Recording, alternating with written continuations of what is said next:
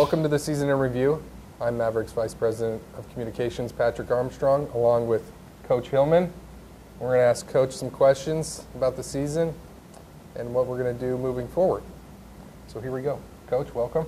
Thank you. Thank you. Good to be here. Good, good. Let's start with the bests of the year. The Mavericks were quite good on defense, had the best goals against average this season, as well as the best penalty kill unit. What can you attribute to those two bests?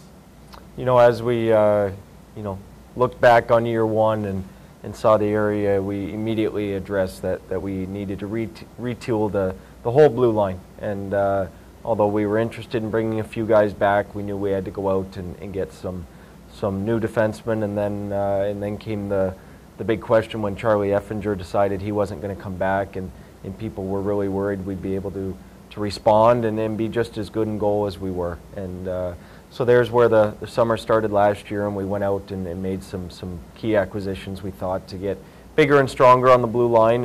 And guys like Ray DeLero, Mike Wakita were certainly good additions. You had some guys coming back that we could really rely on, and Blake Forsyth and young Jared Lavender. And then we had a lot of question marks as well. Some guys that really had to compete at camp, and the one you think of is Cole Rui, that earned himself a job and became quite a good defenseman. But overall, the whole concept of hard work in our zone and defense first sort of attitude to get this ship righted and become a competitive team each and every night. The days of getting blown out by Rapid City or Odessa had to be in our past if we wanted to move forward as an organization.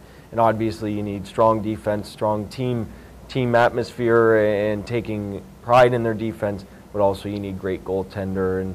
And I thought our scouting staff did a great job identifying Rob Nolan as one of the best available goaltenders. And now you look back and you see the way Jerry played and at times of the year to really respond and be a great backup goaltender to Robbie Nolan.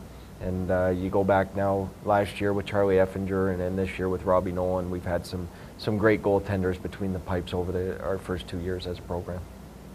Very good. Now let's look into last year. We had a team we played 10 times, and we won 10 games. I wouldn't say they were a pushover, but they were a much easier opponent last year as compared to year two. Talking about Wichita Thunder, let's talk a little bit about that rivalry and what made that such a good season series. And then moving into the playoffs, it was a great 5-game series as well. What changed in their organization, and what did you see differently there to create this good rivalry that we've started?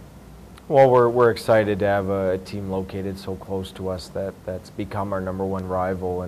And year one obviously was just almost a fluke, that a team that was struggling ourselves to go 10-0 against any team, and it seemed as though Wichita would find a way to let us win. We could be up by a goal and they'd kick one in their own net if they had to make sure we won. It was a strange year, but they retooled everything. New coach, completely new roster, a two coaching system. Their previous head coach is now their assistant coach, and they have a great head coach with lots of winning experience. So we knew it'd be very different, and I'm afraid our fans just kind of expected us to win every time, and that's never going to happen year after year. But so an exciting rivalry. The only team close to us in the standings, I believe that I felt kind of dominated us throughout the regular season. They beat us in our building, they beat us in their building, and we lost the season series. So heading into the playoffs, the last team I wanted to play in the opening round would have been the Wichita Thunder, and sure enough, it comes down to the last few days, and we find out that's who we're playing. So just made for a great series. It always seems to be so emotional when we play each other, and I think now it's two well-respected teams, two strong rosters of players, two teams that hate each other, two fan bases that love to hate each other. So I think it's a great rivalry, and just so happens to be the closest geographical opponent. So look forward to many more years of the rivalry between Wichita and Missouri. Very good. Mavericks struggled a little bit in January, and throughout the season we talked a little bit about the roster turnover and losing a few key players. And Walker Wintoniak, he went back to college. Olivier Filion left for personal reasons. Created for a tough January, but you responded and made some key acquisitions. Talk a little bit about those trades and whatnot, and what happened to get those key players to come back and get the Mavericks ship righted again? You know, it was definitely a tough time, the low point of the season for sure. We came in with an atmosphere and an idea that we were going to have a locker room that was very stable this season, and we really strive for that. And first we see we add Walker Wintoniak, and then probably the best 21-year-old player in this hockey league, and one of the leading rookie scorers, although he got a late start and just proved to be so dynamic. And he made the decision to go back to Canadian University hockey, which those players have that choice to make, and I knew coming in that could be a decision, but he seemed to be worth a gamble.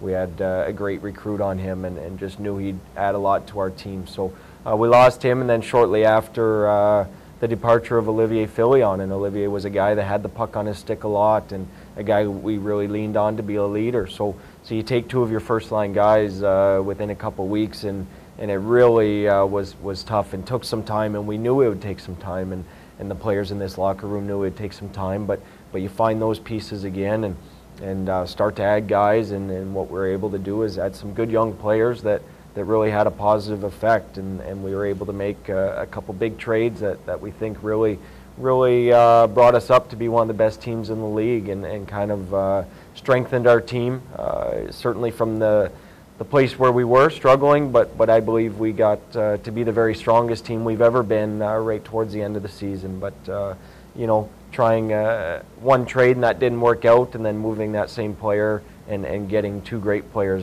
both that brought us more offense, which is what we needed, and something we'll continue to work on. But then we pick up a couple free agents as well, Sean Fensel on the blue line and Brandon Cacciamilio up front, and what a dynamic player Brandon became for us. And so we're excited with the youth of this locker room and the direction we're heading.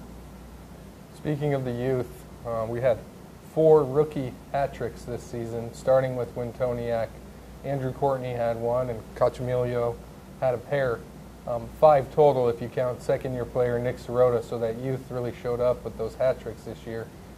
Most of them at home. I think all but one were at home. What can you attribute to these rookies and these goal-scoring nights? Well, it's certainly exciting, and we've talked about getting the best young talent available, and that's where we're heading again this summer. But there's 4 guys that you mentioned that just speaks to the quality of the recruits we're able to bring to Missouri, and also the direction that our team's going to become a more offensive hockey club. And it's going to take time, just like it took some time to get the defensive end going, but the offense is the next area that we're going to work on, and nowhere better than to start with the youngest players. But it takes a great individual to get a hat trick, and it takes a great team to get them in those situations for hat tricks. But how exciting to have 4 guys pick up hat tricks, and then all of them to be second-year players or younger. With those rookie players, you need to have veteran presence. You need to have veteran leadership in the locker room. Talk a little bit about the Simon Watsons, Ryan Jardine, Carlisle Lewis, Ray DeLaro, those guys, and how much impact they had in this locker room, and what they did to guide these young players. You know, we just felt like we had such a great mix of players this season, and the one we probably didn't mention, Blake Forsyth, another great leader. So we've got 4 or 5 guys that have quite a bit of experience, that have been around either this league or other pro leagues for some time now, and all the way to Ryan Jardine with some NHL experience. What's most exciting about the older players, we call them the 30 Club, that they still had the young attitude. They want to be out there working as hard as they can in practice, and keeping a hard working environment.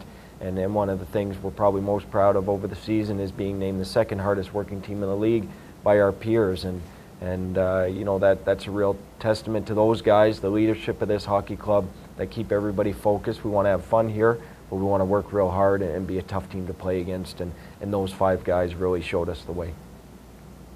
Let's go to the midpoint of the season. Had to be one of the highlights of your season, coaching in the All-Star game. The Mavericks had the best record in the Turner Conference at the unofficial midpoint of the season. What was that experience like, and what did you gain from that experience? You know, it just seemed to kind of be a sign of how far we've come in a year and a half.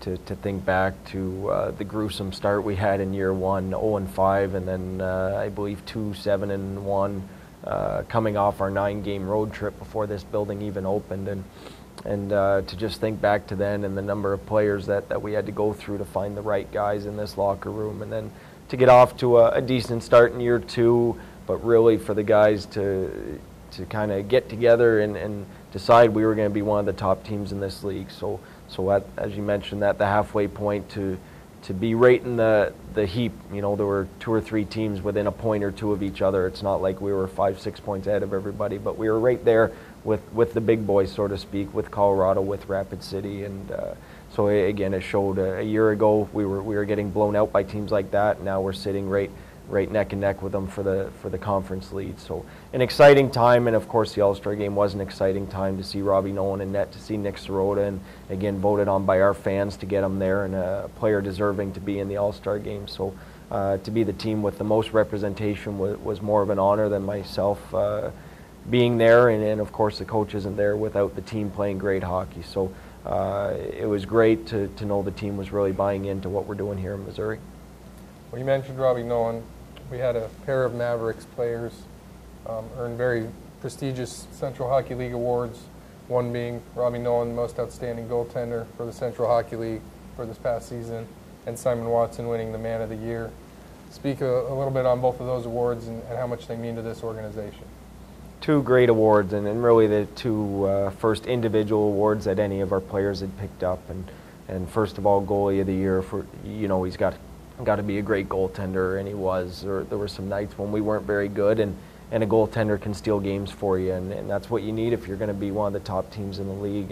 And other nights he'd be the first to admit that, boy, you only give up 15 or 16 shots in a game, and it's pretty easy to do your job. So we're excited for what that represents to the team, a team that's a very good and committed defensive hockey club, to give your goaltender lots of support. So a great individual honor and a great team honor to pick up the league's best goaltender.